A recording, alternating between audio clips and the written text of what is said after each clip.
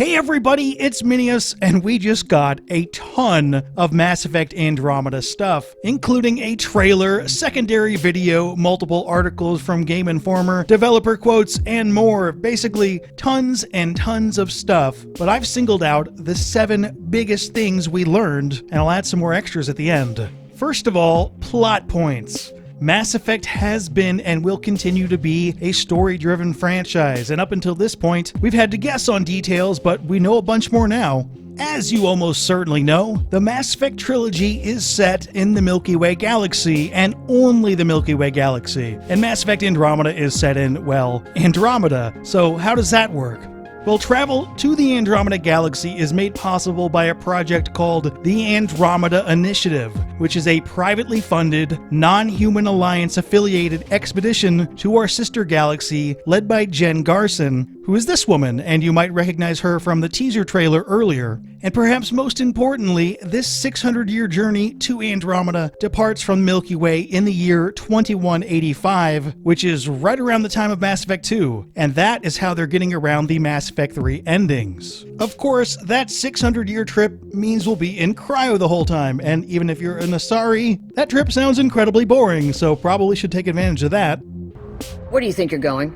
The purpose of this trip is simply to colonize and explore golden worlds for seemingly positive reasons. The imminent Reaper invasion is not a given motivating factor. In fact, most of the people going on this journey, if not all of the people going on this journey, don't know about the Reapers. It's a little hard to see why you would make a ridiculous journey to Andromeda for solely positive reasons, because there are a ton of unexplored star systems in the Milky Way, more than 99% of them actually, according to lore. So I'm hoping there is a bit more here. This Helios cluster at the edge of Andromeda is supposed to have an unusually high concentration of golden worlds, which I'm taking to mean habitable worlds, and perhaps that's intriguing enough to launch this expedition. Or maybe there's a hidden plot point somewhere. At the moment, though, the only good reason we have for going to Andromeda is to completely avoid the Mass Effect 3 endings, which I'm going to go ahead and say the characters in the game do not care about.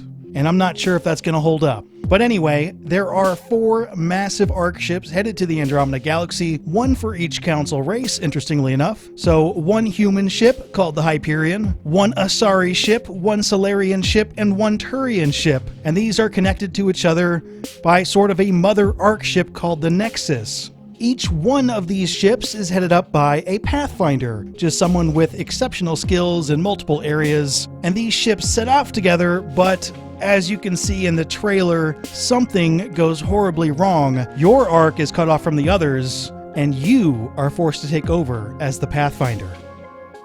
The characters.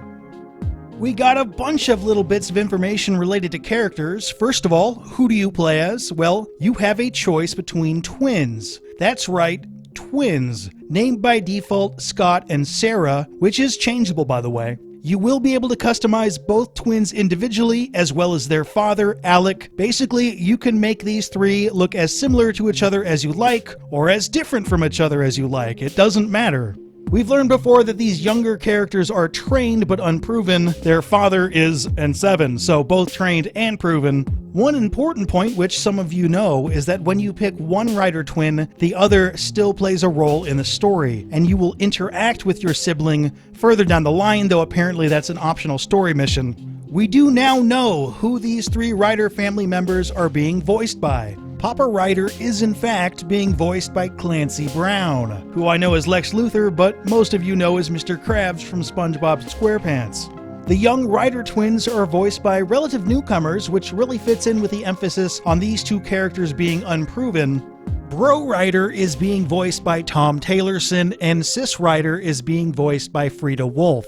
I don't know a whole lot about these 2, and checking out the few games they've done is going to be added to the top of the long list of things I've got to do in the next couple weeks. We also have the names of 2 more characters, both squad mates. This Asari that some of you are very fond of and others of you aren't so fond of goes by PB, which apparently is a nickname. At any rate, that is not a very Asari name. She plays along with Ryder for her own reasons, shuns social norms, and has a bubbly personality. Then we got a name for this dude, who goes by Liam, a former police officer who serves a security role and has a hopeful, idealistic, and enthusiastic personality. ability. I'm not sure yet if this dude is this dude from the countdown photos, but given that he's one of the few people that we have multiple pictures of, there's a reasonable chance of that. One thing that we do know is that loyalty missions will be returning, one mission per character, although they're supposed to be more optional this time, and won't have an endgame impact like the loyalty missions in Mass Effect 2.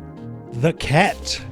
Your collection of characters runs into these guys, now officially called the Ket, only Ket is spelled K-E-T-T instead of K-H-E-T like in the big Reddit leak. I'm sure there's one of you out there who cares. Something that's not yet clear though is every Ket against you or not? Every Ket that people at Game Informer came across was an enemy at the least, and it certainly appears that these are the main bad guys. I mean, these menacing beings definitely make up the bad in the trailer, and I expect the majority of your encounters with them will be unfriendly. The big Reddit leak talked about a conflict over hidden technology, and there's definitely a line in the trailer that fits in with that. This is incredible. Though, as this new game is going for more gray areas, these Ket are likely to be more relatable than a simple Black Hat villain. After all, you are the invaders in the Andromeda galaxy, and you are the aliens, not them. Classes. This right here is probably large news for a lot of you. There will not be a class system in Mass Effect Andromeda. They're going for a more free-flowing style, allowing you to invest in specific areas to the intensity that you want, creating your own special character. Now you can go along traditional lines or pick specific tech, combat, and biotic abilities in unusual combinations. But if you invest enough into a particular area, like say biotics, you will unlock a profile like Adept or Vanguard that will give you additional bonuses to that playstyle. So we have our traditional classes in that way, and one new one for spreading out your abilities throughout combat, tech, and biotics, simply called Explorer. But where things get really different is that you can change your spec all of the time and play one mission as an infiltrator and then the next as a sentinel. BioWare doesn't want you to have to do multiple playthroughs to try out all of the playstyles. Now, I'm legitimately curious to know what you guys think of this. I think this new system is a positive, but I'm also positive that not everybody will feel that way. Combat.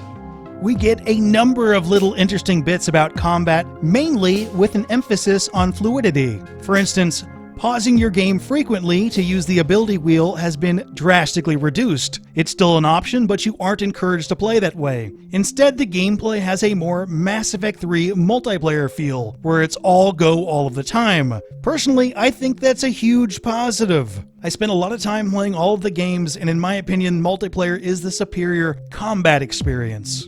Sticky cover has been removed. You can get in and out of cover easier by just moving your stick. There is no longer a global cooldown, meaning each of your individual abilities will have their own cooldown, which is something that sounds incredibly interesting and should allow you to create your own combos. Gameplay ultimately, though, is still centered around coordinating attacks and ability combos, and is supposed to feel great according to Game Informer. My biggest takeaway, though, is that you can use your jump pack to attack, specifically fire while in the air or hovering. The jetpack also replaces the combat role, probably in a very similar way things worked for the Turian DLC characters in Mass Effect 3's multiplayer. I was hoping to get some kind of gameplay earlier, but we will be getting gameplay soon, specifically on December 1st at the Game Awards in Los Angeles. I'm sure they'll be streaming that.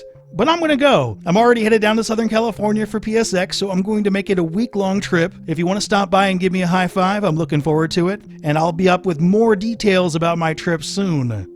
Super bosses. This thing is going to seem very tiny, but it's got me really excited. There will be large-scale world bosses or super bosses that you can find while exploring. And I think we gotta look at one in the trailer, this crazy robot dragon thing. And interestingly enough, I have a feeling that that's what these world bosses are like, the dragons in Dragon Age Inquisition, which is one of its better parts. They're intended as more of an endgame activity. Just because you find one in the wild doesn't mean you can kill it. You might have to come back later once you've geared and leveled up a bit. And this is one piece of information I am desperate for more on. Release date. Maybe it's not a great idea that my final point is a huge downer, but I couldn't help but notice that we did not get a release date. An earlier leak and then an official posting of the Art of the Mass Effect Universe book really made it look like Mass Effect Andromeda was going to release on March 21st. But all we have right now is spring 2017 as a release window. Now technically spring 2017 starts on March 20th, so March 21st is spring, but if that date was locked in, I would expect them to just say so. The problem is that spring goes all the way into June, which might be an indication of a delay. Again, which is something I'm sure none of you want to hear.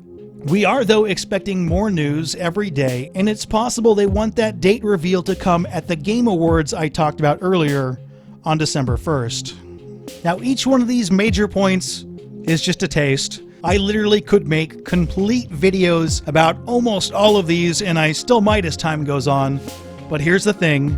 There's a lot more. We've got backwards compatibility active on the Xbox One now for Mass Effects 2 and 3. You can currently sign up for a multiplayer beta. The Mako is a modded version called the Nomad. There are different kinds of romances for characters from casual to serious. There are space bears. The multiplayer info we've got probably should have made this list, but I'm spinning that off into its own video. So where is all this information coming from? Well, a lot of it is coming from the Game Informer article you can buy digitally. Do you want to get kicked in the face with Mass Effect Andromeda information? Then I recommend buying that digital edition. I expect that they'll release more information over time, and I'll cover more of this over time, but if you want to get kicked in the face like I did, go check it out.